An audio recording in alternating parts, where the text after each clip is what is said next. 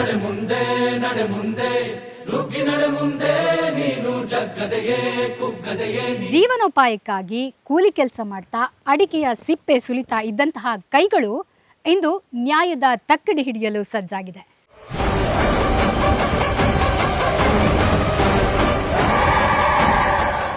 ಸೋಲೊಪ್ಪಿಕೊಳ್ಳುವವರಿಗೆ ಎಚ್ಚರಿಕೆಯ ಕಥೆಯಾದ್ರೆ, ಕನಸು ಕಾಣುವವರಿಗೆ ಇದು ಭರವಸೆಯ ಹಾದಿ.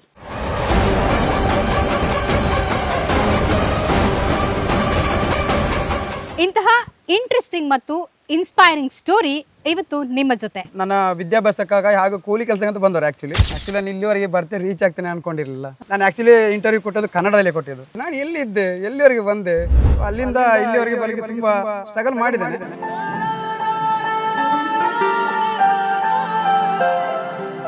ಆದ್ರೆ ಬಾಲ್ಯದಲ್ಲಿ ಇದ್ದಂತಹ ಮಂಜುನಾಥ್ನ ಕನಸುಗಳು ಯಾವ್ಯಾವ ರೀತಿಯಾಗಿತ್ತು? ಹಾಗೆ ತುಳುನಾಡಿನ ಮಹಿಮೆ ಏನೋ ಗೊತ್ತಿಲ್ಲ, ದಡ್ಡ ಇದ್ದವರು ಕೂಡ ಏನಾಗ್ತಾರೆ ಗೊತ್ತಿಲ್ಲ, ಬಡವಿದ್ದವರು ಕೂಡ ಸ್ವಲ್ಪ ಮೇಲೆ ಹೋಗ್ತಾರೆ.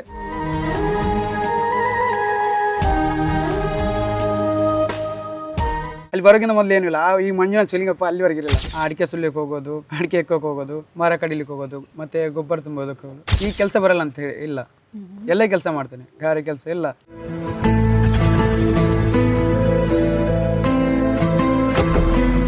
ನಾಳೆಗೆ ಉಂಟ ಊಟಕ್ಕೆ ಸಾಕು. ಆ ಟೈಮಲ್ಲಿ ತುಂಬ ಡೌನ್ ಫೀಲ್ ಆಯಿತು. ಬಡತನ ನಿಮಗೆ ಯಾವ ರೀತಿಯಾಗಿರುವಂತಹ ಪಾಠ ಕಲಿತು? ಊಟ ಕೂಡ ಬೆಳಿಗ್ಗೆ ಮಾಡಿದ್ರೆ ಸಂಜೆ. ಜಡ್ಜ್ ಆಗ್ಬೇಕು ಅಂತೇಳಿ ಹೇಳುವ ಕನಸು ಹುಟ್ಟಿದ್ ಯಾವಾಗ ಮತ್ತು ಯಾಕೆ? ನಮಗೆ ಯಾವ ಎಕ್ಸಾಮ್ಗೂ ಓದ್ಬೇಕಂತ ಹೇಳಿದೆ, ಮೊದಲು ಇಂಟ್ರೆಸ್ಟ್ ಬೇಕು. ಸರ್ ಸತ್ಯ ಹೇಳ್ತಿದ್ರೆ ಅಂತ ಹೇಳಿದೆ. ಸತ್ಯ ಹೇಳ್ತೀನಿ ನೋಡಪ್ಪ ಅಂತ ಹೇಳಿದ್ರು. ನಾನು ಆಗುತ್ತೆ ಇಲ್ಲ ನಂಗೆ ಗೊತ್ತಿಲ್ಲ. ಆಗಿದ್ರೆ ಕೂಲಿ ಕೆಲಸ ಹೋಗ್ತೀನಿ, ಇಲ್ಲದ್ರೆ ಇದು ಮಾಡ್ತೀನಿ. ಕಾಲೇಜ್ ಮುಗಿದಾದ್ಮೇಲೆ ಮತ್ತೆ ಜಡ್ಜ್ ಆಗೋ ಜರ್ನಿ ಇಲ್ಲ, ತುಂಬ ಸ್ಟ್ರಗ್ಲಿಂಗ್ ಜರ್ನಿ. ಯಾವ ಕೂಡ ಮಾರಿದಿಲ್ಲ ಆ ಒಂದು ವರ್ಷ. ನಾನು ಇಲ್ಲ ಕೆಲವೊಮ್ಮೆ ರಿಕ್ಷಾಗೆಲ್ಲ ನಡ್ಕೊಂಡು ಹೋದದ್ದು, ಎಲ್ಲೇ ಹೋಗಿದ್ದೇನೆ.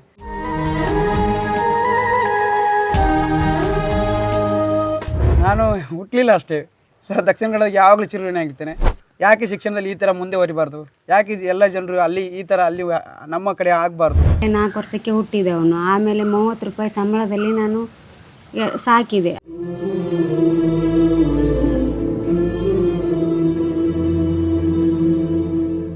ಊರು ಬಿಟ್ಟು ಊರಿಗೆ ಹೋದ್ಲು. ಮಕ್ಕಳು ಕಲಿಸ್ತಾಳ ಇಲ್ಲ, ಏನು ಕೆಲಸಕ್ಕೆ ಹಾಕಿದಾಳ, ಏನು ಶಾಲೆಗೆ ಹಾಕಿದಾಳ, ಇದನ್ನೇ ಮಾತಾಡ್ತಾ ಇದ್ರಮ್ಮ ನನಗೆ.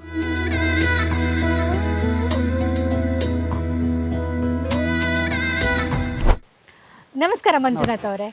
First of all congratulation. Belthangady ತಾಲೂಕದ ಮಾತ್ರತ್ ಇರು ತುಳುನಾಡದ ಒಂಜಿ ಪೆರ್ಮೆದ ಮಗೆ ಪಂಡ್ರ ನಮಕ್ ಡೇ ಟು ಡೇ ನ್ಯೂಸ್ಗೂ ಎಂಕ್ಲಿಗೆ ಹೆಮ್ಮೆ ಆವೊಂದುಂಡು. ಈರ್ನ ಯಾನು ಪರಿಚಯ ಮಲ್ತು ಕೊಡ್ತುಜಿ ದಾದ ಪಂಡ ಈರ್ನ ಪರಿಚಯ ಈರೇ ಪಂಡ ಪೊರ್ಲೈಕ್ ಎನ್ನ ಪುದರ್ ಮಂಜುನಾಥ್ ಪಂಡದು, ಮಂಜುನಾಥ್ ಶಿವಲಿಂಗಪ್ಪಾಜಿ ಪಂಡದು. ಎನ್ನ ಊರು ಮೇಲಂತ ಬೆಟ್ಟು, ಬೆಳ್ತಂಗಡಿ ತಾಲೂಕು.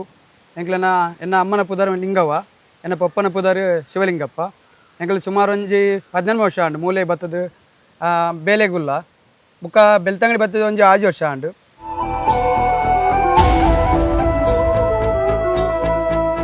ನನ್ನ ವಿದ್ಯಾಭ್ಯಾಸಕ್ಕಾಗಿ ಹಾಗೂ ಕೂಲಿ ಕೆಲಸಕ್ಕಂತ ಬಂದವರು ಆ್ಯಕ್ಚುಲಿ.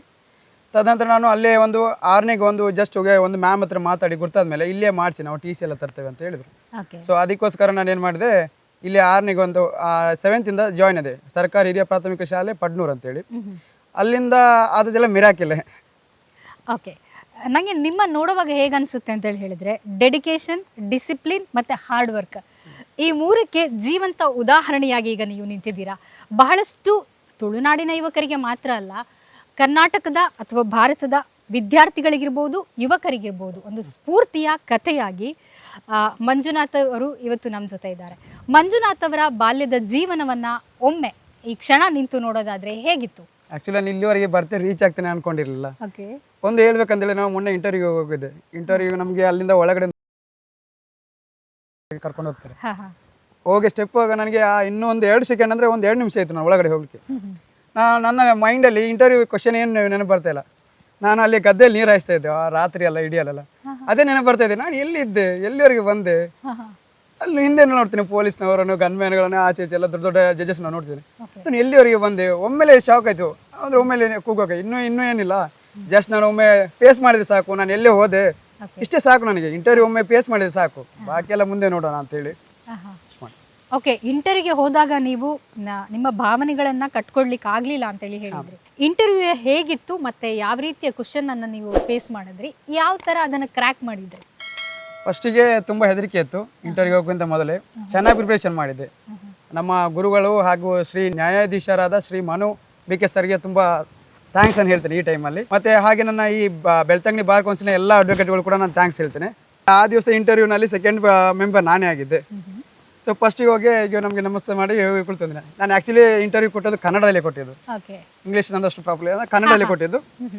ಓಕೆ, ನೀವು ಹೇಳಿದ್ರಿ ಕನ್ನಡದಲ್ಲೇ ಏನು ನಾನು ಇಂಟರ್ವ್ಯೂ ಪಾಸ್ ಆದೆ ಅಂತ. ಬಹಳಷ್ಟು ಮಂದಿಗೆ ಏನು ಹೆಸಿಟೇಷನ್ ಇರುತ್ತೆ, ಇಂಗ್ಲೀಷ್ ಬರಲ್ಲ, ನಾನು ಹೇಗೆ ಇಂತಹ ಪರೀಕ್ಷೆಗಳನ್ನು ಎದುರಿಸೋದು ಅಂತೇಳಿ ಹೇಳಿ. ಅಂಥವ್ರಿಗೂ ಕೂಡ ನೀವು ಸ್ಫೂರ್ತಿಯಾಗಿದ್ದೀರಿ. ಇನ್ನು ಯುವಕನಾದ ಮಂಜುನಾಥ್ಗೆ ಒಂದು ಗುರಿ ಇತ್ತು, ಅದನ್ನು ಏನು ಸಾಧಿಸಿದ್ರಿ. ಆದರೆ ಬಾಲ್ಯದಲ್ಲಿ ಇದ್ದಂತಹ ಮಂಜುನಾಥ್ನ ಕನಸುಗಳು ಯಾವ್ಯಾವ ರೀತಿಯಾಗಿತ್ತು? ನಾನು ಬಾಲ್ಯದಲ್ಲಿ ಚಿಕ್ಕದಿರುವಾಗ ಸ್ಕೂಲಿಗೆ ಹೋಗೋದು ದೊಡ್ಡ ಇದು. ಅಲ್ಲಿ ನಮ್ಮ ಮಾಸ್ಟ್ರೆಲ್ಲ ಹೀಗೆ ಹೊಡೆಯೋದು ನಮ್ಮ ಇಲ್ಲೆಲ್ಲ ಓಕೆ, ದಕ್ಷಿಣ ಕನ್ನಡದಲ್ಲಿ ಓಕೆ, ನಮ್ಮ ಊರಿಗೆ ಹೋದ್ರೆ ನೀವು ಕಲಿಸೋದು ಬಗ್ಗೆನೇ ಬೇರೆ. ಓಕೆ ಮಂಜುನಾಥ್ ಅವರೇ, ನಿಮ್ಮದು ಮೂಲ ಗೋಕಾಕ್ ಅಂತ ಹೇಳಿದ್ರಿ. ಯಾವಾಗ ಇಲ್ಲಿಗೆ ನೀವು ಶಿಫ್ಟ್ ಆದ್ರಿ? ಇಲ್ಲಿಂದ ಯಾವ ಕ್ಲಾಸ್ನಿಂದ ನೀವು ಮುಂದೆ ಓದ್ತಾ ಹೋದ್ರಿ? ನಾನು 6ನೇ ಕ್ಲಾಸಿಗೆ ಬೇಸಿಗೆ ರಜೆ ಕೊಡ್ತದೆ. ಆ 6ನೇ ಕ್ಲಾಸಿನ ಬೇಸಿಗೆ ರಜೆಗೆ ನಾವು ಇಲ್ಲಿ ಬಂದದ್ದು. ಬರುವಾಗ ಇಲ್ಲೇ ಒಂದು ಸ್ವಲ್ಪ 2 ತಿಂಗಳು ಕೆಲಸ ಮಾಡಿದ್ದು. ಇನ್ನು ಕಾಲೇಜ್ ಸ್ಕೂಲ್ ಸ್ಟಾರ್ಟ್ ಹೋಗ್ತಾ ಇದ್ವಿ. ಹೋಗುವ ಟೈಮಲ್ಲಿ ನಾವು ಇಲ್ಲೇ ಕಲ್ತ್ರೆ ಹೇಗೆ, ಅಮ್ಮನೊಟ್ಟಿಗೆ ಇರೋಣ. ಅಮ್ಮ ಒಬ್ಬರೇ ಆಗ್ತಾರೆ, ಸಿಂಗಲ್ ಇರ್ತಾರೆ, ಅಪ್ಪ ಕೂಡ ಅಲ್ಲಿರ್ತಾರೆ ಊರಲ್ಲಿ. ಸೊ ಅದಕ್ಕೋಸ್ಕರ ನಾವೇನು ಮಾಡಿದ್ವಿ, ಇಲ್ಲೇ ಒಂದು ಸ್ಕೂಲ್ ಹತ್ರ ಹೋಗಿ ನಮ್ಮ ಅಲ್ಲಿ ದನಿಗಳಿದ್ರು, ಶ್ರೀ ನಾರಕರೆ ಹಾರೇನ್ ಭಟ್ ಅಂತ ಹೇಳಿದ್ರು, ಇಲ್ಲೇ ಸೇರಿಸಿ ಎಲ್ಲ ನೋಡೋಣ ಅಂತ ಹೇಳಿದ್ರು. ಅಲ್ಲಿ ಹೋಗಿ ಜಾಯಿನ್ ಆಗುವಾಗ ಮತ್ತೆ ಹೇಳಿದಲ್ಲ ಆಗ ಮಿರಾಕಲ್ ಅಂತ ಹೇಳಿ, ಅಲ್ಲಿಂದ ಬಂದಾದ್ಮೇಲೆ ಸ್ಕೂಲಲ್ಲಿ ಹೋಗೋ ಒಳ್ಳೆ ಟೀಚರ್ಸ್ ಸಿಕ್ಕಿದ್ರು. ಸರ್ಕಾರಿ ಹಿರಿಯ ಪ್ರಾಥಮಿಕ ಶಾಲೆ ಪಡ್ನೂರು ಅಂತ ಹೇಳಿ. ಲೆಕ್ಚರ್ಸ್ ನೋಡೋದ್ರೆ ತುಂಬ ಒಳ್ಳೆ, ಒಂದು 8 ಲೆಕ್ಚರ್ಸ್ ಇದ್ದರು. ಅಲ್ಲಿ ಒಬ್ಬರು PD ಸರ್ ಕೂಡ ಇದ್ದರು, ಸ್ಪೋರ್ಟ್ಸ್ ಕೂಡ ಆಯಿತು, ಎಲ್ಲ ಆಯಿತು, ಮ್ಯಾಥ್ಸ್ ಟೀಚರ್. ಮತ್ತು ಸ್ಟಾರ್ಟಿಂಗ್ ಹೋಗೋ ಹಿಂದಿ ಕೂಡ ಬರ್ತಿರಲಿಲ್ಲ. ಆ್ಯಕ್ಚುಲಿ ಒಂದು ಎಕ್ಸಾಮ್ ಮಾಡ್ತಾರೆ ನಮಗೆ, ಇದು ಸ್ಟಾರ್ಟಿಂಗ್ 7ನೇ ಕ್ಲಾಸಿಗೆ ಬರುವಾಗ ಎಲ್ಲ ಎಕ್ಸಾಮ್ ಆದಮೇಲೆ ಪೇಪರ್ ಕೊಡ್ತಿದ್ರು. ನಾನು ಪೇಪರ್ ಬರೆದು ಅಲ್ಲೇ ಬ್ಯಾಗಲ್ಲಿ ಇಟ್ಕೊಳ್ತಿದ್ದೆ. ನಾನು ಯಾರು ಕೇಳ್ತಿರಲಿಲ್ಲ, ಹೊಸ ಹುಡುಗಲ್ಲ, ಹಾಗೆ ಮಾಡ್ತಿದ್ರು. ಹಾಗೆ ಮಾಡಿ ನೆಕ್ಸ್ಟ್ ಇಯರ್ ಗೊತ್ತಾಯಿತು. ಮತ್ತು ಹಿಂದಿ ಕೂಡ ಒಂದು ದಿವಸ ಬಂದು ಸ್ಟ್ಯಾಂಡ್ ಓದ್ಲಿಕ್ಕೆ ಹೇಳಿದ್ರಲ್ಲ, ಇವರು ಇಲ್ಲಿ ಹುಡುಗರು ತುಂಬ ಒಳ್ಳೆಯದು, ಓದ್ತಿದ್ರಲ್ಲ, ಮತ್ತು ಸಪೋರ್ಟ್ ಕೂಡ ಮಾಡ್ತಾರೆ. ಅವ್ರ ಕಾಂಪಿಟೇಷನ್ ಕೂಡ ಲೆವೆಲೇ ಬೇರೆ, ಅವರೆಲ್ಲ ಒಳ್ಳೆ ಮಾರ್ಕ್ ತೆಗಿಬೇಕು, ಯಾರು ಫಸ್ಟ್ ಹಾಗೆ ಫಸ್ಟ್ ಸೆಕೆಂಡ್ ಪ್ರೈಸ್ಗೋಸ್ಕರ ಮಾಡ್ತಾರೆ. ಸೊ ನಾವು ಕೂಡ ಏನಾದರೂ ಮಾಡ್ಬೇಕಂತೇಳಿ 1 ವರ್ಷ ಕಲಿತೆ, ಚೆನ್ನಾಗಿ ಕಲಿತೆ. ಸ್ಪೋರ್ಟ್ಸೆಲ್ಲ ಆಯಿತು, ಡ್ರಾಯಿಂಗ್ ಆ ಥರ ಕಾಂಪಿಟೇಷನ್ ಎಲ್ಲ ಕೂಡ ಫಸ್ಟ್ ಹೊಡೆದೆ. ನೆಕ್ಸ್ಟ್ ಇಯರ್ ಬರುವಾಗ ನಾನು ಅಕಾಡೆಮಿಕಲಿ ನಾನೇ ಫಸ್ಟು ಬೆಸ್ಟು, ಮತ್ತು ಕಲಿಯೋದು ಸ್ಟೂಡೆಂಟು, ಮತ್ತು ಸ್ಪೋರ್ಟ್ಸ್ ಸ್ಟೂಡೆಂಟ್ ಅಂತೇಳಿ. ಯಾಕಂದರೆ ಕರಾಟೆಯಲ್ಲಿ ಕೂಡ ಸ್ಟೇಟ್ ಲೆವೆಲ್ ಒಂದು ಮೆಡಲ್ ಸಿಕ್ತು, ಫಸ್ಟ್ ಇದೆ. ಅದರಿಂದ ನಾನು ಆ ಇದು ಪ್ರಾಥಮಿಕ ಪಡ್ನೂರು ಶಾಲೆ ಏನಿತ್ತಲ್ಲ, ಅದು ತುಂಬ ಯಾವಾಗಲೂ ಮರಲಿಕ್ಕಾಗೋದಿಲ್ಲ. ಅಲ್ಲಿ ಬಂದಾದ್ಮೇಲೆ ಎಲ್ಲ, ಅಲ್ಲಿ ಬರೋಕ್ಕಿಂತ ಮೊದಲು ಏನೂ ಇಲ್ಲ. ಈ ಮಂಜುನಾಥ್ ಶಿವಲಿಂಗಪ್ಪ ಅಲ್ಲಿವರೆಗೆ ಇರಲಿಲ್ಲ, ಆ ಚಿಕ್ಕ ಮಂಜುನಾಥ್ ಇದ್ದಲ್ಲ ಅವನು ಮಾತ್ರ ಇದ್ದದ್ದು ಅಲ್ಲಿವರೆಗೆ. ಹಾಗೆ ತುಳುನಾಡಿನ ಮಹಿಮೆ ಏನೋ ಗೊತ್ತಿಲ್ಲ, ಇಲ್ಲಿ ಬರುವಾಗ ಸ್ಪೋರ್ಟ್ಸ್ ಆಯಿತು, ಎಲ್ಲ ಕಲಿಯೋದ್ರಲ್ಲಿ ಕೂಡ ಆಯಿತು. ದಡ್ಡ ಇದ್ದವರು ಕೂಡ ಏನಾಗ್ತಾರೆ ಗೊತ್ತಿಲ್ಲ, ಬಡವಿದ್ದವರು ಕೂಡ ಸ್ವಲ್ಪ ಮೇಲೆ ಹೋಗ್ತಾರೆ, ಕೆಟ್ಟವನಿದ್ರು ಕೂಡ ಒಳ್ಳೆ ಆಗ್ತಾನೆ. ಯಾವಾಗಲೂ ನಾನು ತುಳುನಾಡಿಗೆ ಚಿರಋಣಿ ಆಗಿರ್ತಾನೆ. ನಿಜವಾಗ್ಲೂ ಕೂಡ ತುಳುನಾಡಿನ ಮಣ್ಣಿನ ಗುಣವೇ ಅಂಥದ್ದು ಏನೋ. ಓಕೆ, ನೀವು 6ನೇ ಕ್ಲಾಸ್ನಿಂದ ಎಲ್ಲಿ ತನಕ ನೀವು ಪುತ್ತೂರಿನಲ್ಲಿ ಓದಿದ್ರಿ? ಆಮೇಲೆ ನೀವು ಬೆಳ್ತಂಗಡಿ ಭಾಗಕ್ಕೆ ಯಾವಾಗ ಬಂದ್ರಿ? ನಾನು 9ನೇ ತರಗತಿಯಿಂದ 12ನೇ ತರಗತಿವರೆಗೆ ಸರ್ಕಾರಿ ಪ್ರೌಢಶಾಲೆ ಹಾಗೂ ಪದವಿ ಪೂರ್ವ ಕಾಲೇಜು ಕೊಂಬೆಟ್ಟು, ಇಲ್ಲಿ ನನ್ನ 9ರಿಂದ 12ವರೆಗೆ ಕಲಿತೆ. ಅದಾದ ನಂತರ ವಿವೇಕಾನಂದ ಕಾನೂನು ಮಹಾವಿದ್ಯಾಲಯಕ್ಕೆ ಲಾ ಕೋರ್ಸ್ಗೆ ಜಾಯ್ನ್ ಆದೆ. ಕೊರೋನಾ ಬಂತು. ಕೊರೋನಾ ಬರುವಾಗ ಊರಿಗೆ ಹೋದ್ವಿ. ಸ್ವಲ್ಪ ಆ ಕಡೆಯಿಂದ ವಾಪಸ್ ಬರುವಾಗೆಲ್ಲ ನಮಗೆ ಸೆಟ್ ಆಗಲಿಲ್ಲ. ಸೊ ಆ ಕೊರೋನಾ ಟೈಮಲ್ಲಿ ನಾವು ಇಲ್ಲಿ ಬಂದವರು ಬೆಳ್ತಂಗಡಿಯ ಮೆಲಂತಬೆಟ್ಟು ಗ್ರಾಮ ಅಂತೇಳಿ, ಶ್ರೀ ಮಾಪಲಾಡಿ ಸುರೇಶ್ ಶೆಟ್ಟಿ ಅಂತೇಳಿ, ಅವರ ಮನೆ ಕೆಲಸ ಇತ್ತು ಅಂತ ಹೇಳಿದ್ರು. ಹೀಗೆ ತಾಯಿಗೆ ಒಬ್ಬರಿಗೆ ಕೆಲಸ ಕೊಡ್ತಾರೆ, ಸಂಬಳ ಕೂಡ ಇತ್ತು. ಹಾಗೆ ಇಲ್ಲಿ ಬಂದು ಜಾಯ್ನ್. ನಿಮ್ಮ ಬಾಲ್ಯದ ದಿನಗಳನ್ನು ಮೆಲುಕು ಹಾಕಿದಾಗ ನೀವು ಮಾಡಿದ ಕೆಲಸಗಳು ಯಾವುದು? ರಜೆ ಬಂತಂದರೆ ಸ್ಯಾಟರ್ಡೆ ಬಂತಂತ ಹೇಳಿದರೆ ಕೂಡ ಅಡಿಕೆ ಸುಲಿಕ್ಕೆ ಹೋಗೋದು, ಅಡಿಕೆ ಎಕ್ಕೋಕೆ ಹೋಗೋದು, ಮರ ಕಡಿಲಿಕ್ಕೆ ಹೋಗೋದು, ಮತ್ತು ಗೊಬ್ಬರ ತುಂಬೋದಕ್ಕೆ ಹೋಗೋದು. ಆಲ್ಮೋಸ್ಟ್ ಇಲ್ಲೆಲ್ಲ ನಾನು ಇಲ್ಲಿ ಆಲ್ಮೋಸ್ಟ್ 90% ಮನೆಗೆ ಎಲ್ಲ ಹೋಗಿದ್ದೇನೆ. ಈ ಕೆಲಸ ಬರಲ್ಲ ಅಂತ ಇಲ್ಲ, ಎಲ್ಲ ಕೆಲಸ ಮಾಡ್ತೇನೆ, ಗಾರೆ ಕೆಲಸ ಎಲ್ಲ. ಅದು ಕೆಲಸ ಅಂತ ಹೇಳಿದರೆ ನಾನಂದ್ರೆ ಎಡಿಕ್ಟ್ ಆಗಿದೆ ಅದಕ್ಕೆ, ಆ ಕೆಲಸಕ್ಕೋಸ್ಕರ. ನನಗೆ ಕೆಲಸ ಮಾಡೋದು ಕೂಡ ಒಳ್ಳೆ ಇದರ ಅನುಭವ ಆಗ್ತಿತ್ತು. ಅಂದರೆ ಒಳ್ಳೆ ಕೆಲಸ ಮಾಡಿದರೆ ಒಬ್ಬರು ಈ ಮಾಲೀಕರು ಒಂದು ಹೇಳ್ತಾರಲ್ಲ, ನೀವು ಒಳ್ಳೆ ಕೆಲಸ ಮಾಡ್ತೀಯ, ನೀವು ಸಂಬಳಕ್ಕೋಸ್ಕರ ಕೆಲಸ ಮಾಡೋದು ಬೇರೆ, ಅವ್ರು ಮೆಚ್ಚಿಸ್ಲಿಕ್ಕೋಸ್ಕರ ಕೆಲಸ ಮಾಡೋದು ಬೇರೆ. ನಾನು ಸಂಬಳಕ್ಕೋಸ್ಕರ ಕೆಲಸ ಮಾಡೋನಲ್ಲ, ಆ ಮೆಚ್ಚಿಸ್ಬೇಕಂತೇಳಿ ಕೆಲಸ ಮಾಡಿದ್ದೆ. ಸೊ ಅದರಿಂದ ನನಗೆ ಕೂಡ ತುಂಬ ಹೆಲ್ಪ್ ಆಯಿತು. ನನ್ನ ಕೆಲಸದ ಇದ್ದಿತ್ತಲ್ಲ ಕ್ಯಾರೆಕ್ಟರ್ ಇಲ್ಲಿಗೆ ಅಪ್ಲೈ ಆಯಿತು, ನನ್ನ ಸ್ಟಡಿ ಕೂಡ. ಓಕೆ, ನೀವು 6ನೇ ಕ್ಲಾಸಿಂದಲೇ ಕೆಲಸಕ್ಕೆ ಹೋಗ್ತಾ ಇದ್ರಿ ಅಂತೇಳಿ ಹೇಳಿದ್ರಿ. ಎಷ್ಟು ಸಂಬಳಕ್ಕೋಸ್ಕರ ದುಡಿತಾ ಇದ್ರಿ? ಮನೆಯಲ್ಲಿ ಯಾವ ರೀತಿಯ ಆಗಿರುವಂತಹ ಕಷ್ಟ ಇತ್ತು? ಆಗ ತಾಯಿ ಕೆಲಸ ಮಾಡ್ತಿದ್ರು, ತಿನ್ಲಿಕ್ಕೆ ಕೊಡ್ಲಿಕ್ಕೆ ಏನು ಕಷ್ಟ ಎಲ್ಲಿ ಕೂಡ ಇಲ್ಲ, ನಮಗೆ ಆಗಿಲ್ಲ. ಸ್ವಲ್ಪ ಸ್ಟಡಿಗೆ ಆದರೂ ಕೂಡ ಮನೇಲಿ ಸುಮ್ಮನೆ ಏನು ಕುಳಿತುಕೊಳ್ಳೋದು ಅಂತ ಹೇಳಿ ಸೊ 6ನೇ ಕ್ಲಾಸಿಂದ ಕೂಡ ಸ್ಟಾರ್ಟ್ ಮಾಡಿದ್ದು ಒಂದು 80 ರೂಪಾಯಿ, ಆ ಟೈಮಲ್ಲಿ 80 ರೂಪಾಯಿ. ಬಟ್ ಈಗ ನಾವು 80 ರೂಪಾಯಿ ಆಯಿತು, 180 ಆಯ್ತು, 500. ಇಲ್ಲಿ ನಾನು 1500 ಕೂಡ ಕೆಲಸ ಮಾಡಿದೆ ಲಾಸ್ಟಿಗೆ ನನ್ನ ಈ ಡಿಗ್ರಿ ಇರುವಾಗ. ಅಂದರೆ ಅಷ್ಟು ಎಕ್ಸ್ಪರ್ಟ್, ಕೆಲಸದಲ್ಲಿ ಕೂಡ ಎಕ್ಸ್ಪರ್ಟ್ ಇದೆ, ಒಳ್ಳೆ ಖುಷಿ ಬಂದು ಕೊಡ್ತಿದ್ರು ಕೆಲಸ ಕೂಡ. ಬಡತನ ನಿಮಗೆ ಯಾವ ರೀತಿಯಾಗಿರುವಂತಹ ಪಾಠ ಕಲಿಸಿತು? ಬಡತನ ಆ್ಯಕ್ಚುಲಿ ಹೇಳ್ಬೇಕಂದ್ರೆ ಶ್ರೀಮಂತ ಬಡತನ ಎಂತ ಏನು ಡಿಫ್ರೆನ್ಸ್ ಇಲ್ಲ. ಯಾಕಂದ್ರೆ ಹೇಳಿ ನಾವು ಸಂಜೆ ಕೆಲಸ ಮಾಡ್ತಿದ್ವಿ, ಅರ್ಥ ಮಾಡ್ತೀವಿ, ಒಂದೇ ರೂಮಲ್ಲಿ ಬಂದು ಮಲಗ್ತಿದ್ವಿ, ಏನಿಲ್ಲ, ಬೇರೆ ಟೆನ್ಷನ್ ಇಲ್ಲ, ತೋಟ ಅದು ಇಲ್ಲಿ ಹಣೆ ಎಂತ ಇಲ್ಲ, ನಾಳೆ ಉಂಟ ಊಟಕ್ಕೆ ಸಾಕು ಬಂದು ಮಲಗೋದು. ಬೇರೆ ನಮಗೆ ಇದ್ದದಲ್ಲೇ ನಮಗೆ ತುಂಬ ಖುಷಿಯಾಗಿದ್ವಿ, ನಮ್ಮದು ಬೇರೆ ಟೆನ್ಷನ್ ಇಲ್ಲ. ರಾತ್ರಿ ಬೆಳಿಗ್ಗೆ ಎದ್ದ ತಕ್ಷಣ ಕೆಲಸಕ್ಕೆ ಹೋಗೋದು, ರಾತ್ರಿ ಬಂದು ಒಳ್ಳೆ ನಿದ್ದೆ ಮಾಡೋದು, ಊಟ ಮಾಡೋದು ಅಷ್ಟೇ. ನನ್ನ ತಾಯಿಗೆ ನಾವು 3 ಜನ ಮಕ್ಕಳು, 3 ಜನ ಅಂತ ಹೇಳಿದ್ರೆ 5 ಜನ ಮಕ್ಕಳು. ನನಗೆ ತಾಯಿಗೆ ಸ್ವಂತ ಹುಟ್ಟಿದ್ದು 3 ಜನ ಮಕ್ಕಳು, ಆದರೆ ನಮಗೆ 2 ತಂಗಿ, ಯಾರು ಹೆಣ್ಮಕ್ಳಿಲ್ಲ. ನನ್ನ ಚಿಕ್ಕಮ್ಮ ಮಕ್ಕಳನ್ನು ಒಂದು ಚಿಕ್ಕದಿರುವಾಗಲೇ ಇಲ್ಲೇ ನಮ್ಮೊಟ್ಟಿಗೆ ಇಟ್ಕೊಂಡಿದ್ದೆ. ಈಗ ಅವಳು 1ನೇಂದ ಹಿಡ್ಕೊಂಡು ಈಗ 2nd PUC ಅವಳು ಇಲ್ಲಿ ಜೂನಿಯರ್ ಕಾಲೇಜ್ ಕಲಿತಿದ್ದಾಳೆ. ತಮ್ಮೊಬ್ಬ ಊರಲ್ಲಿ ಬ್ಯಾಂಕಲ್ಲಿ ಕೆಲಸ ಮಾಡ್ತೇನೆ. ಇನ್ನೊಬ್ಬ ತಮ್ಮ ಈಗ SDM ಕಾಲೇಜಲ್ಲಿ first year BSc computer science ಮಾಡ್ತಿದ್ದಾನೆ. ಮತ್ತು ಚಿಕ್ಕ ತಂಗಿ ಇಲ್ಲಿ ಮೆಲಂತಿಬೆಟ್ಟು ಸ್ಕೂಲಲ್ಲಿ 5ನೇ ತರಗತಿ ಕಲಿತಾಳೆ. ಈಗ ಅಣ್ಣ, ಹಿರಿಯ ಅಣ್ಣ ನ್ಯಾಯಾಧೀಶರಾಗಿರಿದ್ದೀರಿ. ಅಮ್ಮ ಖುಷಿಪಟ್ಟ ಕ್ಷಣಗಳು ಹೇಗಿತ್ತು? ಮಗ ನ್ಯಾಯಾಧೀಶ ಆದ, ಮಗ ಜಡ್ಜ್ ಆದ ಅಂತೇಳಿ ಹೇಳುವಾಗ. ಆ್ಯಕ್ಚುಲಿ ಅವ್ರಿಗೆ ಆ ಪ್ಲೇಸ್ ಏನಂತಲೇ ಗೊತ್ತಿಲ್ಲ ಇನ್ನೂ ಕೂಡ. ಅಂದರೆ ಹೊರಗಡೆ ಅಷ್ಟು ಅವರು ಕನೆಕ್ಷನ್ ಇಲ್ಲ, ಕೆಲಸ ಆಯಿತು, ತೋಟ ಆಯಿತು, ಇದೇ ಅವರು 24 hours ಇದೆಲ್ಲ. ಅಂದರೆ ಇಲ್ಲೇ ಅವರು ಮನೆ ಬಿಟ್ಟು ಜಾಸ್ತಿ ಹೊರಗಡೆ ಹೋಗಲ್ಲ. ಕೋರ್ಟು ಅದು ಇದು ಏನು ಅವರಿಗೆ 1ನೇ ಕ್ಲಾಸ್ ಕೂಡ ಹೋಗಲಿಲ್ಲ, ಸೊ ಅಷ್ಟು ಗೊತ್ತಿಲ್ಲ. ಬಟ್ ಏನು ಬೇರೆಯವರೆಲ್ಲ ಹೇಳ್ತಾರಲ್ಲ ಬಂದು, ಆಗ ಹೇಳುವಾಗ ಖುಷಿ ಆಯಿತು, ಒಳ್ಳೇದಾಗಿದೆ ಅಲ್ವಾ, ಅಷ್ಟೇ ಸಾಕು. ಮತ್ತು ಊರವರೆಲ್ಲ ಕಾಲ್ ಮಾಡೋಕೆ ಹೀಗೆ ಆಯಿತು ಮಗ, ಅಜ್ಜಿ ಎಲ್ಲ ಕಾಲ್ ಮಾಡೋಕ್ಕೆಲ್ಲ ಸ್ವಲ್ಪ ತುಂಬ ಎಮೋಷನಲ್ ಆದರು. ಅಂದರೆ ಅವ್ರಿಗೊಂದು ಬೇರೆ ಮೂಮೆಂಟ್, ಆದರೆ ಅವ್ರಿಗೆ ಅದನ್ನ ಎಂಜಾಯ್ ಮಾಡ್ಲಿಕ್ಕೆ ಗೊತ್ತಿಲ್ಲ. ಇವತ್ತು ನೋಡಿ, ಇವತ್ತು ಕೂಡ ಹಾಗೆ ಕೆಲಸಕ್ಕೆ ಹೋಗ್ತಾರೆ, ಇದು ಮಾಡ್ತಾರೆ, ಏನು ನಾರ್ಮಲ್ ಆಗಿದೆ ನಮ್ಮ ಮನೇಲಿ ಕೂಡ. ನಾವೇನೋ ಬಂತ ಹಾಗೆ ಏನಿಲ್ಲ. ಪ್ರತಿಯೊಂದು ಮಕ್ಕಳ ಸಾಧನೆಯ ಹಿಂದೆ ಕೂಡ ಪೋಷಕರಿಗೆ ಕನಸಿರುತ್ತೆ, ತನ್ನ ಮಗ ಏನು ಉನ್ನತ ಹುದ್ದೆಗೆ ಇರಬೇಕು, ತನ್ನ ಮಗ ಸಾಧನೆ ಮಾಡಬೇಕು ಅಂತ ಹೇಳಿ. ನಿಮ್ಮ ಮನೆಯಲ್ಲಿ ಯಾವ ರೀತಿಯಾಗಿರುವಂತಹ ಸಪೋರ್ಟ್ ಇತ್ತು, ಮನೆಯವರದ್ದು ಪ್ಲಸ್ ಅಣ್ಣ ತಂಗಿದ್ದು? ಮನೆಯವ್ರ ಸಪೋರ್ಟ್ ತುಂಬ ಚೆನ್ನಾಗಿತ್ತು, ಕಲಿಕೆಯಲ್ಲಿ ಆಗಲಿ ಯಾವುದರಲ್ಲೇ ಆಗಲಿ. ಮತ್ತು ನನಗೆ ಆ್ಯಕ್ಚುಲಿ ಹೆಲ್ತ್ ಪ್ರಾಬ್ಲಮ್ ಕೂಡ ತುಂಬ ಬಂದಿತ್ತು. ಸೊ ಅಲ್ಲಿ ನಾವು ಪುತ್ತೂರಲ್ಲಿರೋಕೆ ಇದಕ್ಕೋಸ್ಕರ, ಆರೋಗ್ಯ ಉಳಿಲಿಕ್ಕೋಸ್ಕರ ಈ ಕಡೆ ಬಂದಿದ್ದು. ತದನಂತರ ಏನಾಯಿತು, ಆ ಆರೋಗ್ಯಕ್ಕೋಸ್ಕರ ಮತ್ತು ನಾನು ಜಿಮ್ಮಿಗೆ ಜಾಯ್ನ್ ಆದೆ. ಜಿಮ್ಮಿಗೆ ಜಾಯ್ನ್ ಮತ್ತು ಒಳ್ಳೆ ಟ್ರೀಟ್ಮೆಂಟ್ ತೊಗೊಂಡೆ. ತಂದೆ ತಾಯಿ ಕೂಡ, ಅಂದರೆ ತಾಯಿ ಕೂಡ ನಾನು ಎಷ್ಟು ಕಷ್ಟ ಬಂದರು, ಅವ್ರಿಗೆ ಹುಷಾರಲ್ಲಿ ಇರಲಿ, ಅವ್ರು ಏನು ಹೇಳೋದಿಲ್ಲ, ನಾನು ಕೆಲಸನ ಮಾಡ್ತೇನೆ, ನೀನು ಎಷ್ಟು ಕಲಿ, ಏನಾದರೂ ಆಗಲಿ, ಊರವ್ರು ಏನು ಬೇಕಾದರೂ ಹೇಳ್ಕೊಳ್ಳಿ. ಮತ್ತು ನನ್ನ ತಾಯಿಗೆ ಏನು ಅಂತ ಹೇಳಿದೆ ಅಂದರೆ, ನಿಮಗೆ ಜಾಬ್ ಬೇಕಾ, ಈಗ ಒಂದು ಪೊಲೀಸ್ ಎಕ್ಸಾಮ್ ಬರ್ತೀನಿ, ಇಲ್ಲ ಆರ್ಮಿ ಹೋಗ್ತಾನೆ, ನನಗೇನಿಲ್ಲ, ನಾನು ಫಿಸಿಕಲಾಗಿ ಬಿಟ್ಟಿದ್ದೇನೆ, ನಾನು ಅದರಲ್ಲಿ ಸ್ಪೋರ್ಟ್ಸಲ್ಲಿ ರನ್ನಿಂಗೆಲ್ಲ ಓಕೆ. ಅಮ್ಮ ಆರ್ಮಿ ಬೇಕಾ ಪೊಲೀಸ್ ಬೇಕಾ ಯಾವ್ದು ಬೇಕಂತ ಹೇಳಿದೆ. ನಿನಗೆ ಇಷ್ಟ ಯಾವ್ದು ಉಂಟು ಅದನ್ನು ಮಾಡು, ನಾವು ನೋಡ್ತೇವೆ, ಅಲ್ಲಿವರೆಗೆ ದುಡಿತೇವೆ, ಇಷ್ಟು ವರ್ಷ ಅಂದರೆ ಇರಿ, ನಾನು ಒಂದು ಹೈಯೆಸ್ಟ್ ಪೋಸ್ಟ್ಗೆ ರೀಚಾಗಿ ನಾನು ಟ್ರೈ ಮಾಡ್ತೇನೆ ಮ್ಯಾಕ್ಸಿಮಮ್. ಚಿಕ್ಕದಕ್ಕೆ ಚಿಕ್ಕ ಅಂತ ಯಾವುದು ಕೂಡ ಚಿಕ್ಕ ದೊಡ್ಡದಲ್ಲ, ಬಟ್ ನಮಗೆ ಆ ಅವಕಾಶ ಇದೆಯಲ್ಲ, ಯಾಕೆ ಸುಮ್ಮನೆ ಬಿಡೋದು ಅಂಥೇಳಿ ನಾನು ಒಳ್ಳೆ ಟ್ರೈ ಮಾಡಿದೆ. ದೇವರು ಕೂಡ ಆಶೀರ್ವಾದ ಮಾಡಿ. ಜಡ್ಜ್ ಆಗಬೇಕು ಅಂತೇಳಿ ಹೇಳುವ ಕನಸು ಹುಟ್ಟಿದ್ದು ಯಾವಾಗ ಮತ್ತು ಯಾಕೆ? ನಾನು 4th ಇಯರಲ್ಲಿದ್ದೆ, ಅಲ್ಲಿವರೆಗೆ ಸಿವಿಲ್ ಜಡ್ಜ್ ಅಂತೇಳಿ ಜಡ್ಜಸ್ ಬಗ್ಗೆ ಒಳ್ಳೆ ಪವರ್ ಇತ್ತು. ಕೋರ್ಟಿಗೆ ಇಂಟರ್ನ್ಶಿಪ್ ಹೋಗಲ್ಲ, ಅವರ ಪವರ್ ನೋಡಿ ತುಂಬ ಖುಷಿ ಆಗ್ತಿತ್ತು. ಅಂದರೆ ಎಷ್ಟು ಇದೆಯಲ್ಲ, ಎಲ್ಲರೂ ಬಂದು ಮಸ್ತ್ ಮಾಡ್ತಾರೆ, ಬೇರೆ ಲೆವೆಲ್ ಅದು. ನಿಮಗೆ ವರ್ಡ್ಸಲ್ಲಿ ಎಕ್ಸ್ಪ್ರೆಸ್ ಮಾಡ್ಲಿಕ್ಕೆ ಆಗ್ತದೆ. ಸೊ ಅಲ್ಲಿಂದ ನಾನು ಏನು ಮಾಡಿದೆ, ಮತ್ತು ನಾನು ಫೈನಲ್ ಇಯರ್ ಆಗುವಾಗ ನಾನು ಆ್ಯಕ್ಚುಲಿ ನನ್ನ ತಮ್ಮ ದೊಡ್ಡಪ್ಪನ ಮಗ ಇದ್ದಾನೆ ಮಂಜುನಾಥ್ ಅಂತೇಳಿ, ಒಂದೇ ಬೆಂಚ್ ಒಂದೇ ಇದರಲ್ಲಿ ಕಲ್ತಿದ್ದು. ನಾವು ಇಬ್ಬರು ಕೂಡಿ ಊರಲ್ಲಿ ಹೋಗಿ ಒಂದು ಅಡ್ವೊಕೇಟ್ ಅಸೋಸಿಯೇಷನ್ ಇದು ಒಂದು ಆಫೀಸ್ ತೆಗೋಣ, ಒಳ್ಳೆ ಮಾಡೋಣ, ಆಚೆ ಎಲ್ಲ ಕಲಿತು. ಲಾ ಮುಗ್ದ ತಕ್ಷಣ ಗೊತ್ತಾಯಿತು ಇದು ಹೊರಗಡೆ ಬರೋಗೆ ಬೇರೆನೇ ಇದೆ. ಫಸ್ಟ್ ಜನ್ರೇಷನ್ ಲಾಯರ್ಗೆ ತುಂಬ ಸ್ವಲ್ಪ ಅಂತ ಹೇಳಿದ್ರಲ್ಲ, ತುಂಬ ಕಷ್ಟ ಇದೆ. ಕಷ್ಟಪಟ್ಟಾಗಲೇ ಮಾತ್ರ ಮುಂದೆ ಬರೋದು, ಯಾರು ಕೂಡ ಅಲ್ಲ, ಇಲ್ಲಾಂದರೆ ಅಡ್ವೊಕೇಸಿಯಲ್ಲಿ ನಿಮಗೆ ಏನು ಕಲೀಲಿಕ್ಕೆ ಕೂಡ ಆಗೋದಿಲ್ಲ. ಸೊ ಆ ಟೈಮಲ್ಲಿ ನಾನು ಹೊರಗಡೆ ಬರುವಾಗ ಎಲ್ಲ ಆಚೆ ಎಲ್ಲ ಆಯಿತು, ಏನು ಮಾಡಬೇಕು, ಆಫೀಸ್ ಕೂಡ ಇದೆಯಲ್ಲ, ಮತ್ತು ಚಾನ್ಸ್ ಇದೆಯಲ್ಲ, ಈ ಥರ ಒಂದು ಜಡ್ಜ್ ಎಕ್ಸಾಮ್ ಇದೆ, ಒಮ್ಮೆ ಟ್ರೈ ಮಾಡಿ ನೋಡೋಣ. ಬಟ್ ಟ್ರೈ ಮಾಡೋದು ಬೇಡ ಏನಾದರೂ. ಆದರೆ ಫೈನಲ್ ಇಯರಲ್ಲಿ ನಾನು ಯಾರು ಕೂಡ ಹೇಳಿ ಜಡ್ಜ್ ಎಕ್ಸಾಮ್ ಬರೀತೇನೆ ಹೀಗೆ ಯಾರು ಕೂಡ ಹೇಳಲಿಕ್ಕೆ ಹೇಳಿ. ನಾನು ಆ್ಯಕ್ಚುಲಿ ಒಂದು ಬ್ಯಾಕ್ಲಾಗ್ ತುಂಬ ಇತ್ತು, ಕಾಲೇಜಲ್ಲಿ ಕೂಡ ಇತ್ತು. ಆ ಕೊರೋನಾ ಟೈಮಲ್ಲೆಲ್ಲ ಬಾಯ್ಕಾಟ್ ಮಾಡಿ ಅದು ಇದು ಎಕ್ಸಾಮ್ ಬರಲಿಲ್ಲ. ಫೈನಲ್ ಇಯರ್ ಬರೋಕೆ ಒಂದು ಪೆಂಡಿಂಗ್ ಆಯಿತು, ಅದನ್ನೆಲ್ಲ ತಲೆ ಕೆಡಿಸ್ಕೊಳ್ಳಿಲ್ಲ. ಮತ್ತೆ ರಿಟರ್ನ್ ಆಗಿ ಬರೆದು ನಮ್ದು ಏನಂತ ಹೇಳಿದರೆ ಫುಲ್ ನಾನು ಸ್ಪೋರ್ಟ್ಸ್ಗೆ ಫ್ರೆಂಡ್ಸ್ ಒಟ್ಟಿಗೆ ಜಾಲಿ ಮಾಡಿದ್ದು. ನಾವು ತುಂಬ ಜಾಲಿ ಪರ್ಸನ್ಸ್ ಅಲ್ಲಿ ಕಾಲೇಜಲ್ಲಿ ಇರುವಾಗ ಕೂಡ. ಕ್ಲಾಸ್ ಬಂಕ್ ಮಾಡೋದು ತುಂಬ ಖುಷಿ ನಮಗೆ ಎಲ್ಲಿ ಕೂಡ. ಆ ಜಾಲಿ ಮಾಡಿದ್ದಕ್ಕೂ ನಾನು ಹೊರಗಡೆ ಬರುವಾಗ ನೆನಪಾಯಿತು, ನಾನು ಇಲ್ಲೆಲ್ಲ ಸುಮ್ಮನೆ ವೇಸ್ಟ್ ಮಾಡಿದೆ 5 ವರ್ಷ, ಇಲ್ಲೇನು ಮಾಡೋದು, ಇನ್ನು ಅಲ್ಲೆಲ್ಲ ಪ್ರಾಕ್ಟಿಕಲ್ ನಾಲೆಜ್ ಇಲ್ಲಲ್ಲ, ಏನು ಮಾಡೋದು ಅಂತ ಆಗುವಾಗ ಚೆನ್ನಾಗಿ ಕುಳಿತು ಒಂದು ಇಲ್ಲಿಂದ ಮನೆ ಬಿಟ್ಟು ಹೋಗಿ ಒಂದು ರೂಮ್ ಮಾಡಿದ್ವಿ. ರೂಮ್ ಮಾಡ್ಕೊಂಡು ಚೆನ್ನಾಗಿ ಒಂದು ಎಲ್ಲಿ ಕೂಡ ಹೊರಗೆ ಹೋಗಲಿಲ್ಲ. ಜಿಮ್ಮು, ಓದೋದು, ಊಟ, ಮಲಗೋದು, ಜಿಮ್ಮು, ಓದೋದು, ಊಟ, ಮಲಗೋದು, ಇಷ್ಟು ಬಿಟ್ಟು ಬೇರೆ ಏನು ಕೂಡ ನನಗೆ ಆ್ಯಕ್ಟಿವಿಟಿ ಇಲ್ಲ.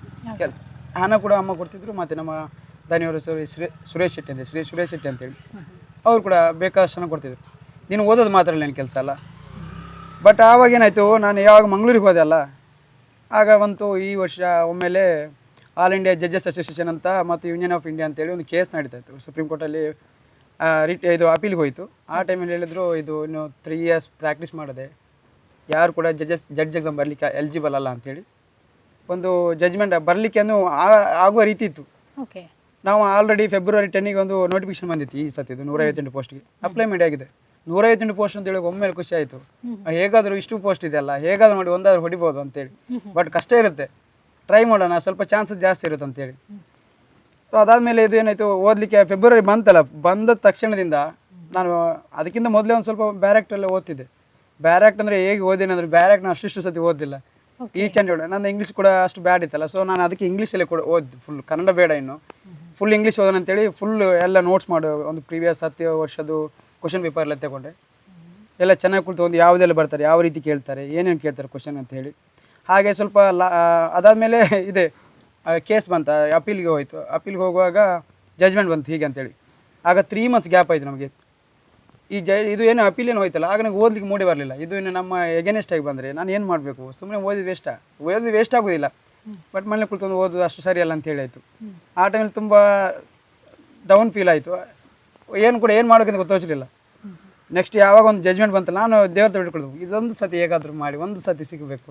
ನಾನು ಏನಾದರೂ ಒಂದು ಫಿಲಿಮ್ಸ್ ಪಾಸ್ ಮಾಡಿದರೆ ದೊಡ್ಡ ನಮ್ಮದು ಫ್ರೆಂಡ್ಸ್ ಗ್ರೂಪಲ್ಲಿ ದೊಡ್ಡಲ್ಲೇ ಇದು ಅಚೀವ್ಮೆಂಟ್. ಫಿಲಿಮ್ಸ್ ಹೇಗಾದರೂ ಪಾಸ್ ಮಾಡಿ ಅವ್ರ ಮುಂದೆ ಸ್ವಲ್ಪ ಶೋ ಮಾಡಬೇಕಂತ ಎಷ್ಟಾಯಿತು. ಹಾಗೆ ಓದೋದು ಚೆನ್ನಾಗಿ ಓದ್ದೆ. ಏನು ಆ 3 months ಇದಾಯ್ತು, ಗ್ಯಾಪ್ ಆಯ್ತಲ್ಲ, ತಕ್ಷಣ ನಾನು ಏನು ಮಾಡಿದೆ, ಜಜ್ಮೆಂಟ್ ಬಂದ ದಿವಸದಿಂದ ಆಚೀಚೆ ನೋಡ್ಲಿಕ್ಕೆ ಹೋಗಲಿಲ್ಲ. ನಾನು ಪ್ರಿಲಿಮ್ಸ್ ಒಂದು ಇಲ್ಲ ಅಂದರೆ 8 hours 6 hours 8 hours ಡೈಲಿ ಓದ್ತಿದ್ದೆ. ಹತ್ರ ಬಂದಾಗ ಜಾಸ್ತಿ ಹೋದೆ. ಹಾಗೆ ಬಂದು ಅಕ್ಟೋಬರ್ 11ಕ್ಕೆ ಎಕ್ಸಾಮ್ ಬಂತು. ಮತ್ತು ಸ್ವಲ್ಪ ಕೋಚಿಂಗ್ ಕೂಡ ತಗೊಂಡೆ. ತುಂಬ ಏನು ದೊಡ್ಡ ಕೋಚಿಂಗ್, ಇಡೀ ವರ್ಷದ ಕೋಚಿಂಗ್ ಅಲ್ಲ, ಒಂದು 1 month ಇದು ಆ ಥರ ಚಿಕ್ಕ ಕೋಚಿಂಗ್, ರ್ಯಾಪಿಡ್ ಖಾಲಿ ಒಂದು ಅರ್ಧ ಗಂಟೆ ಒಂದು ದಿವಸ ಕ್ಲಾಸ್. ನಾವು ಹಿಂದೆ ಬರ್ದಿಲ್ಲಲ್ಲ, ಇದುವರೆಗೆ ಬರ್ದಿಲ್ಲ. ಮುಂದೆ ಹೋದರೆ ದೊಡ್ಡ ಗುಂಡಿ ಉಂಟು, ಪಾಸ್ ಮಾಡಲಿಕ್ಕೆ ಆಗೋದಿಲ್ಲ. ಸೊ ಅದಕ್ಕೋಸ್ಕರ ಸರಿಯಾದ ಗೈಡೆನ್ಸಲ್ಲಿ ಹೋಗಬೇಕು. ಸರಿಯಾದ ನಂದು ಬೇರೆ ಲೆವೆಲ್, ನಾನು ಅಂದರೆ ಥಿಂಕ್ ಮಾಡಿ ಹೀಗೆ ಓದಬೇಕಂತೇಳಿ. ಅವತ್ತು ಕೂಡ ಎಕ್ಸ್ಪೀರಿಯನ್ಸ್ ಇದ್ದವ್ರು ಬೇರೆ ಅಲ್ಲ, ಅವ್ರು ಯಾವ ರೀತಿಯಾಗಿ ಬಂದಿದ್ದೇವೆ, ಯಾವ ರೀತಿಯಾಗಿ ಇರುತ್ತೆ ಎಕ್ಸಾಮ್ ಗೊತ್ತಿರುತ್ತೆ. ಸೊ ಅದೊಂದು ಸ್ವಲ್ಪ ಯೂಸ್ ಮಾಡ್ಕೊಂಡು ನನ್ನದು ಎರಡೂ ಕೂಡ ಓದಿ, ಬ್ಯಾರೆಕ್ಟ್ ಕ್ವಶನ್ ಪೇಪರ್ ಒಳ್ಳೆ ಓದ್ಕೊಂಡು, ಬ್ಯಾರೆಕ್ಟ್ದಂತೂ ತುಂಬ ಓದಿದ್ದೇನೆ. ಫಿಲಿಮ್ಸ್ಗೆ ಹೋದೆ, ಅಲ್ಲಿ ಕೂಡ ಪಾಸ್ ಆಯಿತು. ನೆಕ್ಸ್ಟ್ ಇನ್ನು ಮೇನ್ಸ್ ಅಂದರೆ ತುಂಬ ಕಷ್ಟ, ಅಂದರೆ ತುಂಬ ಇರುತ್ತೆ. ಯಾಕಂದರೆ ನಾವು ಅಲ್ಲಿವರೆಗೆ ಏನಿರುತ್ತೆ ಸಿಲೆಬಸ್ಸಲ್ಲಿ ನಮ್ಗೆ ಸೇಮ್ ಇರುತ್ತೆ ಫಿಲಿಮ್ಸರಿಗೆ. ಅದಾದ ನಂತರ ನಿಮಗೆ ಜಜ್ಮೆಂಟ್ ರೈಟಿಂಗ್ ಅಂತ ಬರುತ್ತೆ ಈ ಕೋರ್ಟಲ್ಲಿ, ಈ ಕೇಸಸ್ಸಲ್ಲಿ ಜಜ್ಮೆಂಟ್ ರೈಟಿಂಗ್ ಬರುವಾಗ ನಿಮಗೆ ನೀವು ಇಲ್ಲಿ ಬರೋದೇ ಫಸ್ಟ್, ಅದನ್ನು ನೋಡೋದೇ ಫಸ್ಟ್. ನೀವು ಕಾಲೇಜ್ ಮುಗಿದು 10 ವರ್ಷ ಆದರೆ ಅವರಿಗೆಲ್ಲ ಸೀನಿಯರ್ಸ್ ಎಲ್ಲ ಗೊತ್ತಿರುತ್ತೆ. ನಮಗೆ ಇನ್ನೂ ಕೂಡ ಗೊತ್ತಿಲ್ಲ ಜಜ್ಮೆಂಟ್ ಹೇಗೆ ಪ್ರಾಪರ್ ಅಂದರೆ ತುಂಬ ಪೇಜಸ್ ಇರುತ್ತೆ ಜಜ್ಮೆಂಟ್. ಯಾವ ರೀತಿಯಾಗಿ ಅದರ ಕಾಸ್ಟ್ ಡೀಟೇಲ್ ಬರಬೇಕು, ಯಾವ ರೀತಿಯಾಗಿ ಏನೇನು ಬರಬೇಕಂದ್ರೆ ಗೊತ್ತಿರೋದಿಲ್ಲ.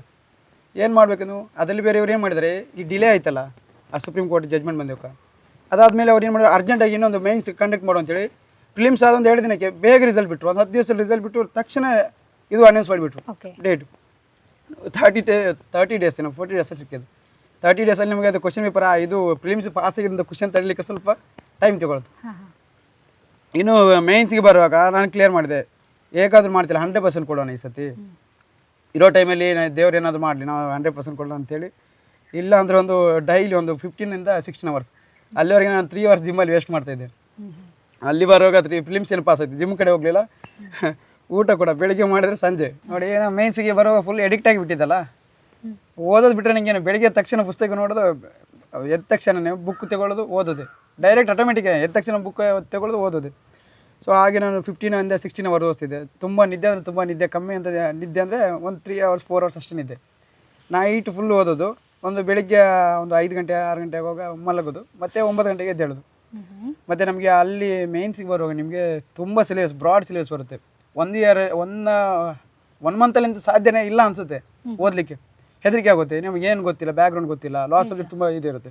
ಅದಲ್ಲಿ ಈಗ ಏನಂತ ಹೇಳಿದ್ರೆ, ನಮ್ಮದು ಹೊಸ ಲಾಸ್ ಬಂದಿದೆ ಈಗ, BNSS ಮತ್ತು BSA ಅಂತೇಳಿ.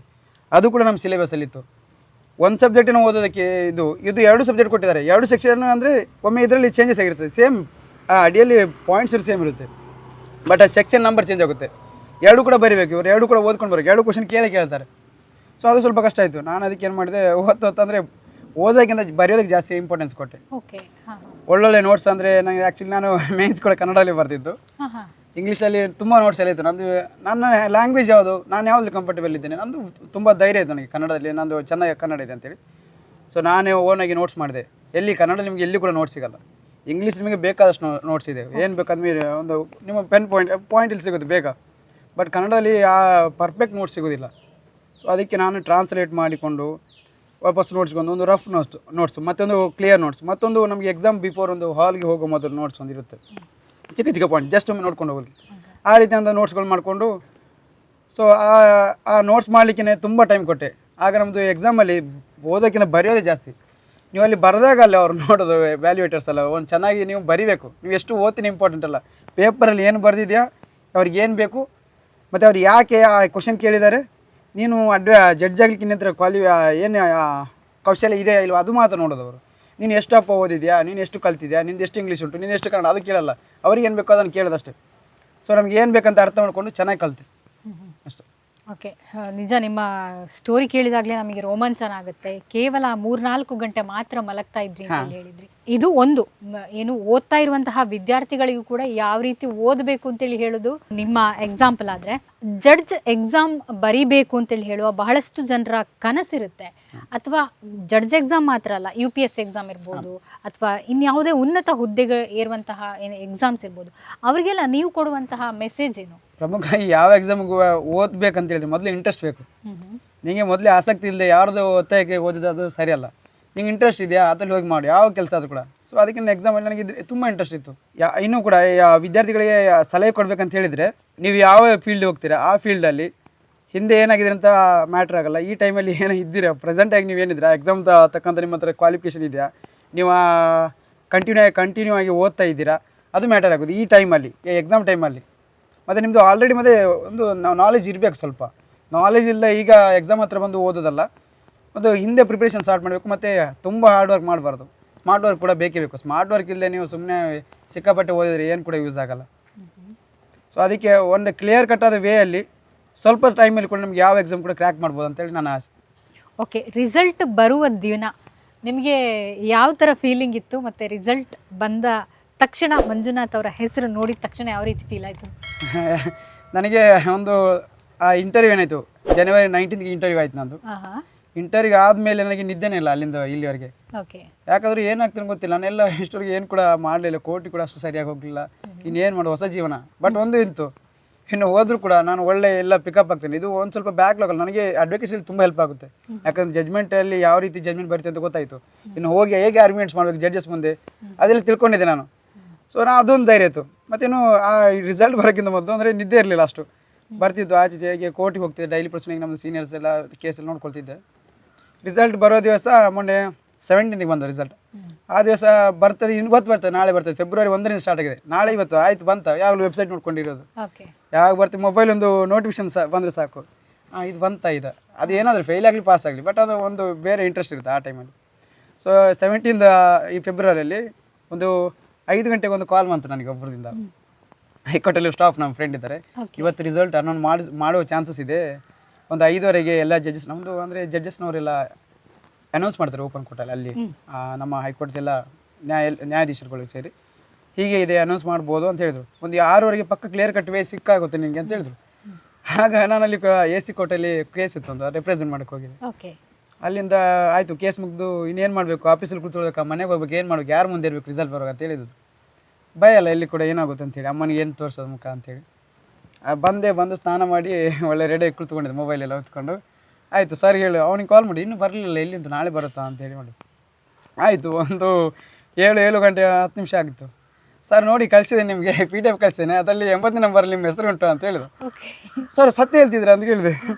ಸತ್ಯ ಹೇಳ್ತೀನಿ ನೋಡಪ್ಪ ಅಂತ ಹೇಳಿದ್ರು. ಜಸ್ಟ್ ಒಮ್ಮೆ ಸರ್ಚ್ ಮಾಡಿ ನೋಡಿದೆ. ಒಮ್ಮೆಲೆ ಫಸ್ಟಿಗೆ ನಾನು ಅಮ್ಮನಿಗೆ ಹೇಳಲಿಲ್ಲ, ಅಮ್ಮನಿಗೆ ಗೊತ್ತಾಯ್ತಲ್ಲ, ಡೈರೆಕ್ಟಲ್ಲಿ ನಮ್ಮ ದನಿಗಳು ಓಡ್ಕೊಂಡು ಹೋಗಿ ಅವ್ರಿಗೆ ಆಶೀರ್ವಾದ ತಗೊಂಡು ಫಸ್ಟಿಗೆ ಕಾಲು ಬಿದ್ದು ಹೀಗೆ ಪಾಸ್ ಅಂದಿತ್ತು. ಯಾವ ರೀತಿ ಅಂತ ಗೊತ್ತು ನನಗೆ. ಆ್ಯಕ್ಚುಲಿ ವೀಡಿಯೋ ಮಾಡ್ಬೇಕಂತ ಹೇಳಿದ್ರು. ಆ ದಿವಸ ಯಾರಿಲ್ಲ, ನಮ್ಮ ಮೊಬೈಲ್ ಕೂಡ ಸರಿ ಇಲ್ಲ, ಅಷ್ಟು ಕ್ಯಾಮ್ರಾ. ಬಟ್ ಆ ಮೂಮೆಂಟ್ ಇಲ್ಲಲ್ಲ, ತುಂಬ ದೊಡ್ಡ ಮೂಮೆಂಟ್. ಅದು ಬ್ರೀತಿಂಗ್ ಹೇಗೆ ಆಗ್ತಿದೆ ಗೊತ್ತು ಫುಲ್ ಆ ಟೈಮಲ್ಲಿ. ಎಲ್ಲಿ ಕನಸ ಏನು ಅನಸ, ಒಮ್ಮೆಲೆ ಮೊಬೈಲ್ ಹ್ಯಾಂಗ್ ಆಗ್ತಿದೆ. ಎಷ್ಟು ಆಲ್ಮೋಸ್ಟ್ ಒಂದು ನಾನು 2 hours ಗ್ಯಾಪಲ್ಲಿ ಒಂದು ತುಂಬ ಆದರೂ ಒಂದು 250-300 ಕಾಲ್ವರೆಗೆ 9-12 ಗಂಟೆವರೆಗೆ ಕಾಲ್, ಹೆವಿ ಕಾಲ್. ಖಾಲಿ 1 ನಿಮಿಷ ಥ್ಯಾಂಕ್ ಯು ಹೇಳ್ತಾರೆ, ಕಂಗ್ರ್ಯಾಚುಲೇಷನ್ ಥ್ಯಾಂಕ್ ಯು ಸರ್, ಮತ್ತೆ ಮಾಡ್ತೇನೆ ಸರ್, ಮತ್ತೆ ಮಾಡ್ತೇನೆ ಸರ್, ಮತ್ತೆ ಮಾಡ್ತೇನೆ. ಈಗ 3 days 4 days ಒಂದು ಕೂಡ ಗ್ಯಾಪ್ ಇಲ್ಲ, ಸರಿಯಾಗಿ ನಿದ್ದೆ ಕೂಡ ಮಾಡಲಿಲ್ಲ.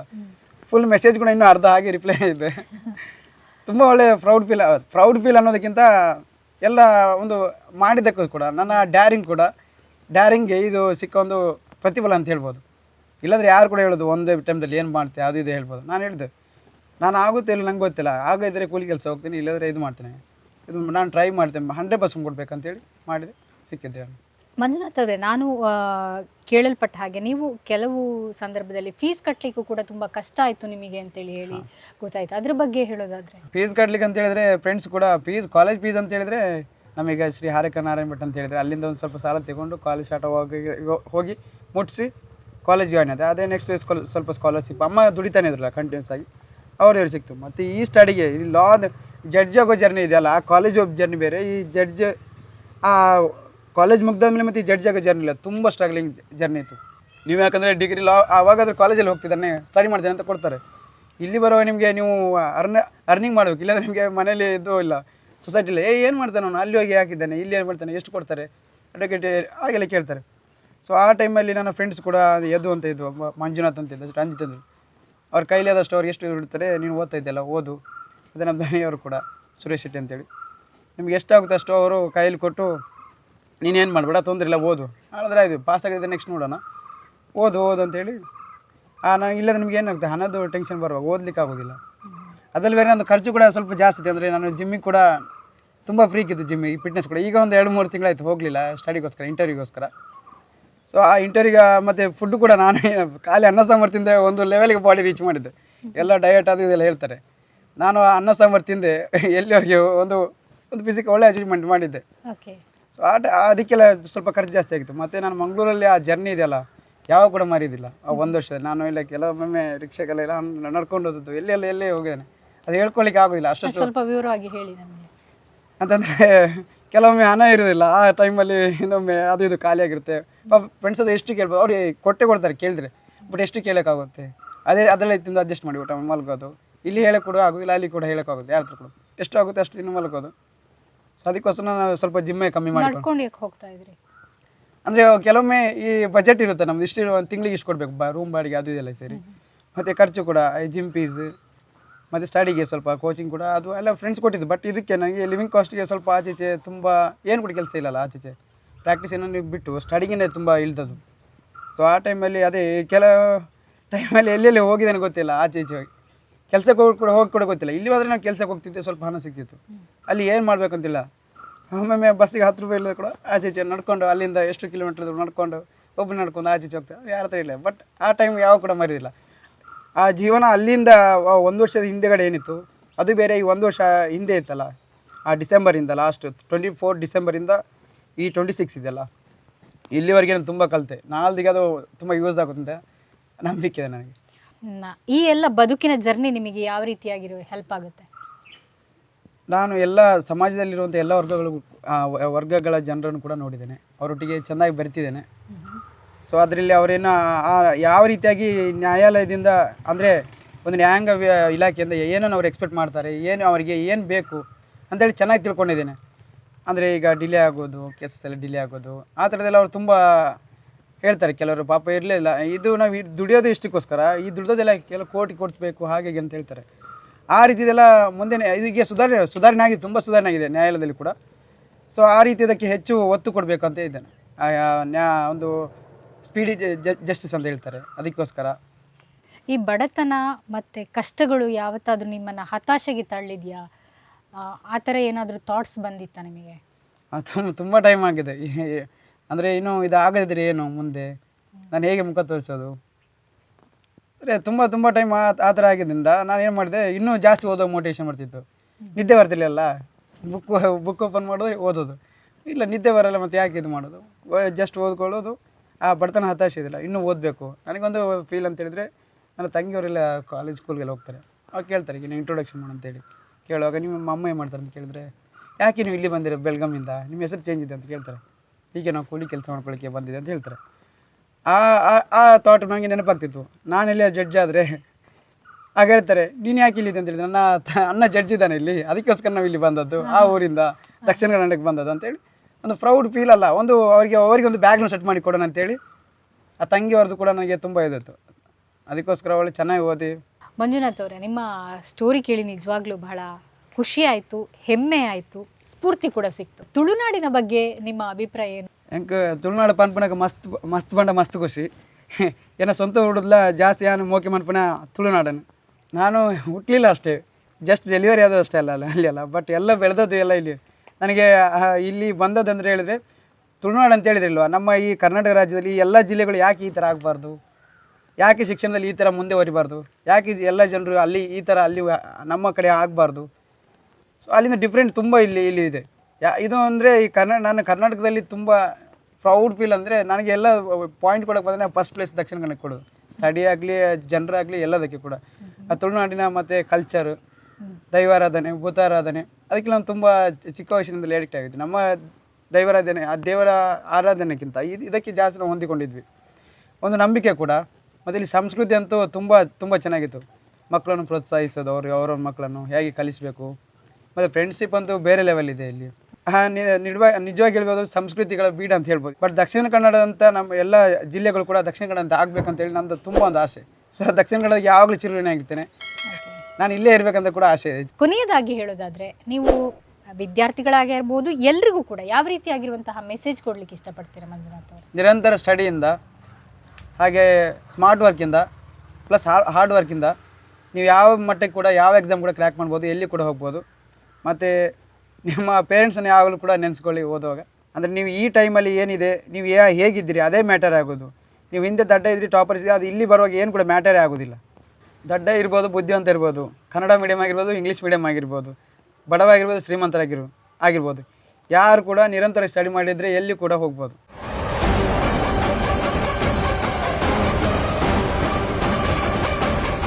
ನಾನು ಎಷ್ಟು ದುಡಿತೇನೆ ಅಷ್ಟೇ ನಾನು ಸಂಪಾದನೆ ಮಾಡಿದ್ದೀನಿ. ಯಾರ ಹತ್ರ ಕೊಡಿ ಅಂತ ಒಂದು ಕೇಳಿಲ್ಲ ನಾನು ಸಾಲ.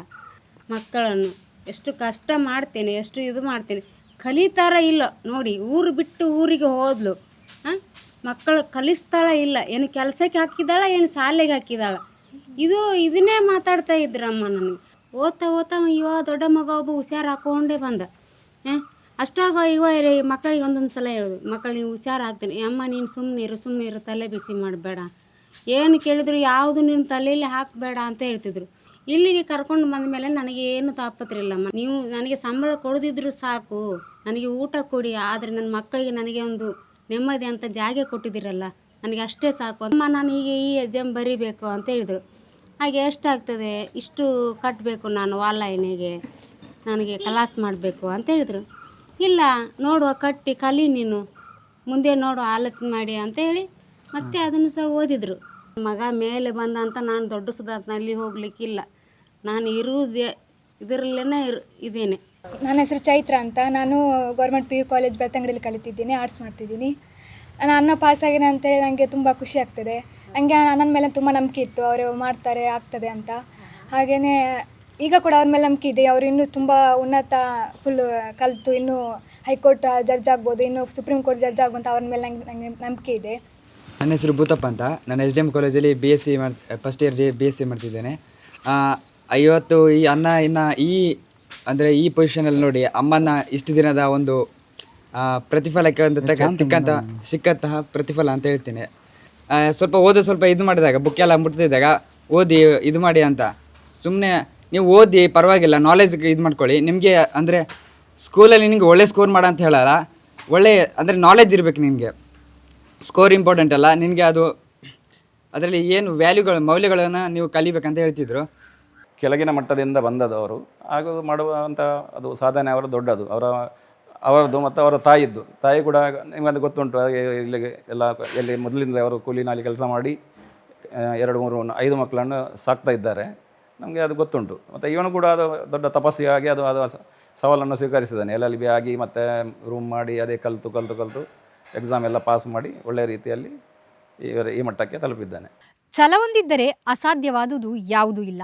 ಸಾಧಿಸುವ ಹಠವಿದ್ದರೆ ಬೆಟ್ಟದಂತಹ ಕಷ್ಟವನ್ನ ನುಂಗಿ ನೀರು ಕುಡಿಯಬಹುದು ಎನ್ನುವುದಕ್ಕೆ ಮಂಜುನಾಥ್ ಅವರ ಜೀವನದ ಯಶೋಗಾಥೆಯೇ ಸಾಕ್ಷಿ.